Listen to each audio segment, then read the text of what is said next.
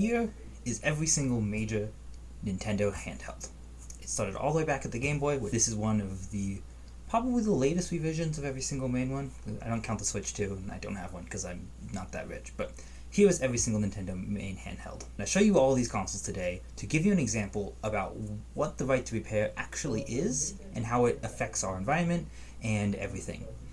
I'm going to explain it with Nintendo handhelds. For a little bit of context, let me get all of these out of the way.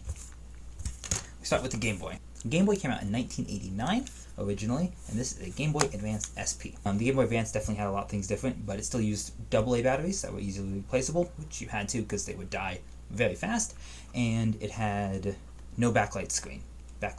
Basically meaning you couldn't see it unless you had another light, like this lamp over here, to see the screen. This one does have a backlight. It's quite dim, but it was better than nothing at the time, and it was also the first console to have a removable battery. Battery was accessible by one easy little screw and was a lithium-ion battery. Boom. And for 2002, that was quite new.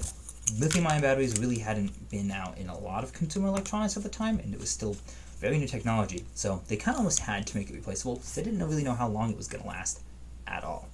So this is our Game Boy Advanced. The DSi and the DSi XL. They were brothers, and one was bigger than the other. I grew up with this one, or not exactly this one, but the exact same color, and a DSi XL. Nice and big for my large boy hands, and quite a fun little console. This is going to be our main example of the right to repair through design, and it really sucked. But before we get into that, this is just the DSi. Nice little console, and followed the same tradition as its predecessor, and had a very, very, very easily replaceable battery, which is quite important because batteries, as I go into a side tangent here, are very, very, very difficult to recycle and very dangerous to recycle.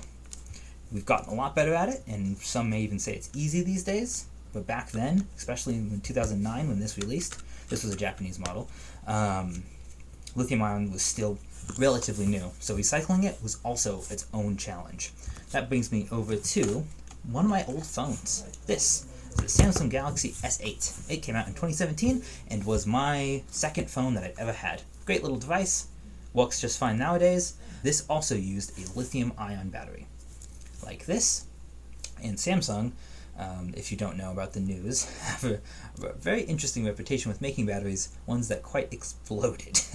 The Galaxy Note 7, which came out I believe it's shortly before this, a couple of months before this, had a very big battery problem where they designed the battery wrong, and the internals shorted out themselves and went boom. So they weren't allowed on flights pretty much, because that's a little pocket bomb pretty much. This is the thing that is the problem in a lot of consumer electronics today. This goes bad. These don't last forever, especially if they sit for a while and don't get used. This one isn't too bad, but you can see it's very wrinkly and kind of puffed up, which is extremely bad for lithium-ion batteries, as this means that this battery is, not long for this earth before it decides to go completely as well. It's very discharged, and discharged batteries tend to not have very fiery explosions, but it is still a concern. So I've got to dispose of this in a proper way, which luckily they have little battery recycling places that they accept batteries, and you can properly recycle them. So I replaced the battery on this phone. It was about to explode, very bad. I also needed to do the screen on it, so I did a bunch of stuff with this phone just to make it work again.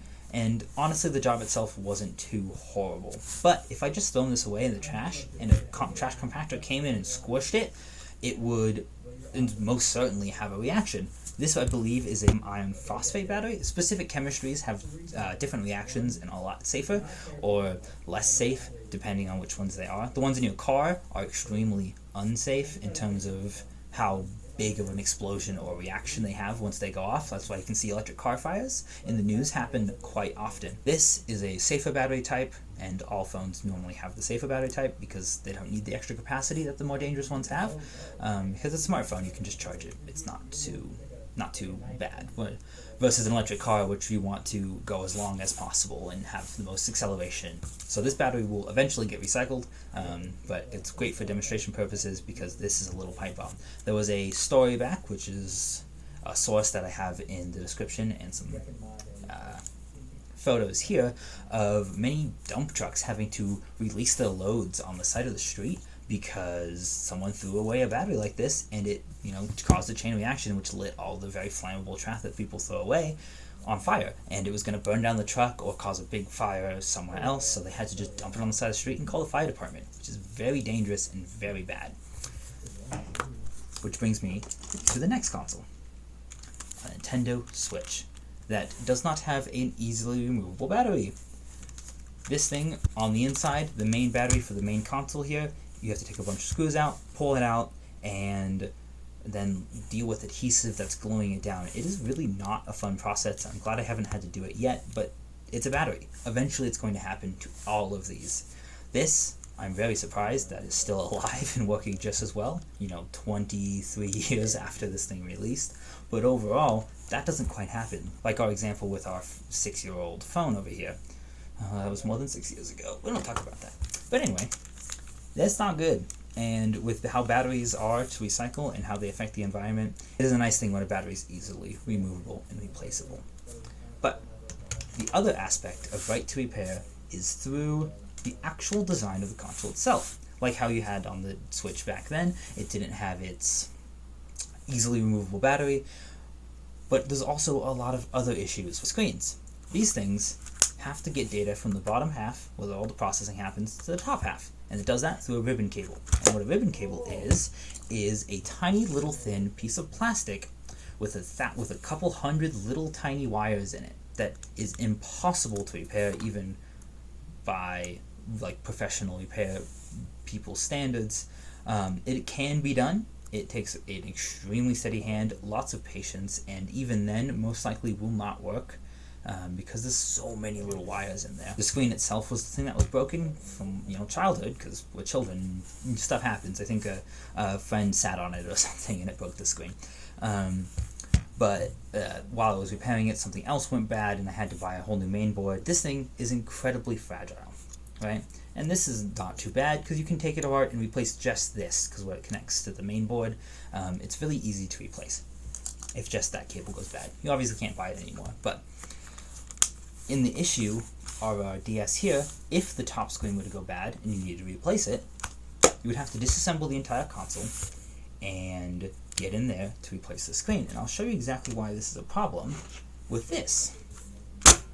A completely disassembled broken DS that I bought online for $30, with a bunch of other broken DSs, because I needed parts. I needed that board right there. This one had a broken hinge, like you can see. Broken. And that's why it ended up where it ended up, because this is incredibly hard to repair because you have to do a bunch of plastic stuff, which I honestly would be more comfortable with. But over here on this side, this is the main problem, because this is where the main ribbon cable for the DS goes. So I'll take off our little bottom board and give you an example. This is what the entire inside of a DS looks like. And since they have two screens, this is what the bottom screen looks like out of its shell. This has a tiny little ribbon cable here, which of course is easy to break like all the other ones, but it's not being touched at all inside the console. It never sees daylight or any stress at all, so really not worried about this, and it makes sense for it to be a part of the screen itself. But when you come to the top screen, you can see that it is not like that. Oh god. So take off that little cover here. Here is our top screen. This has a ribbon cable that goes down, loops around a couple times, and then comes out on the bottom right here and connects to the motherboard. Bam. Bam. This was hell to replace, because to take this out, you have to loop it back up and shove it through itself again. Shove it through this tiny little hole in there. Luckily, they put a little slit right there, if you can see that. That would help you take this whole thing apart and take it out. But that doesn't help when you have to wrap up this extremely fragile piece of plastic that if you kink it or tear it even the slightest, boom, your brand new screen, which in the case of the DS I got for like $40, you mess up your brand new part almost instantly when you're just trying to put it back in. This, you can see, this is the little camera on the back. It was severed in this, what happened here. This would be impossible to repair. This console is now pretty much dead and will never really work again, and it's only being used as an example. That's what brings me to design. The design of these things. Nintendo was pretty decent in a lot of their stuff. The Wi-Fi board can just pop right off if it needs to be replaced. the battery board is a separate board that goes right here that hooks up. And so if this needs replaced, it's pretty easy. And all these little surface components on here are really difficult to repair, but that's for a lot of electronics, and so I don't really fault them for making any of this like they did. The thing I fault them for is not putting a tiny little connector like we have on the board here, like this little piece of white plastic. You can just pop that open and pop out the ribbon cable. Super easy. They could have put one of those up here on a little board or attached to the screen. That would make it easy to just pop off this cable and pop the screen out. An easy little repair, because you wouldn't even have to take apart the bottom half of the console. It's 4 screws to take this off, and you just pop it right off. It would be an easy 1-2 repair that your parent or anyone, for that matter, could easily do in an afternoon, maybe even like 10 minutes. And that'd be great, because these things are children's consoles. They were only $170-ish when they were new, so making them quick and easy repair is almost a requirement, because kids are going to break them. It happens. I broke mine a little bit, and of course, my brother broke theirs. Which is why design is the biggest part, I think, in the whole argument of right to repair. If the company doesn't design the product to be repaired, then it's going to be like this. It's going to be a 4-hour process that's incredibly difficult to deal with and extremely risky. I am glad that I am a seasoned-ish repair mechanic where I can touch these electronics pretty confidently and I know that I'm not going to break them. But this repair almost broke me, because sitting there for so long trying to wrap it up and shove it through that tiny little hole, I got so frustrated. And if I was someone's parent, I would 100% not do this. And either the kid would be left sad because their console's now broken, they would have to send it into Nintendo, which the service ended in probably 2015. So even if they wanted to, if a kid nowadays was playing on one of these, you can't do that anymore.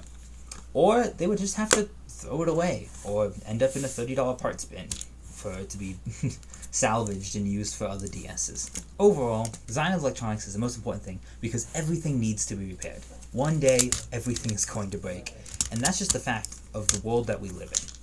Sadly, most electronics today are not designed to be easily fixed. If something goes wrong, your battery explodes, it's done. Your phone is done. You could either take it in, get it fixed if you really want it. If it's new, it maybe makes sense money-wise. But overall, electronics are in a dire state. But regardless, these consoles are in the past. They haven't been touched or made for 20 years now. Which means that, honestly, all of my complaining will not mean anything. But I hope it can show a good example for what the future can look like, where something is easy to repair. It takes 2 screws and 10 minutes of your time. That is the world that I want to live in. A phone that will never die because I broke a screen. A phone that never needs to be replaced because I can upgrade all the parts that I don't quite like anymore. That's the electronic world that I want to live in, because that's the electronic world that minimizes all of the waste, all of the danger, and makes it very, very economical.